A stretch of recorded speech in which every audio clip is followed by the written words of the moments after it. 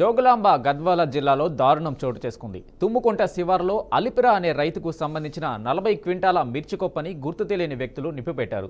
సుమారు 4 లక్షల రూపాయల విలువ చేసే పంట పూర్తిగా దగ్ధమైందని రైతు ఆవేదన వ్యక్తం చేస్తున్నాడు. పంట నష్టం జరగడంతో ప్రభుత్వం ఆదుకోవాలని రైతన్న వేడుకుంటున్నాడు. స్థానికులు పోలీసులకు సమాచారం ఇవ్వగా వారు ఘటనపై కేసు నమోదు చేసి దర్యాప్తు చేపట్టారు.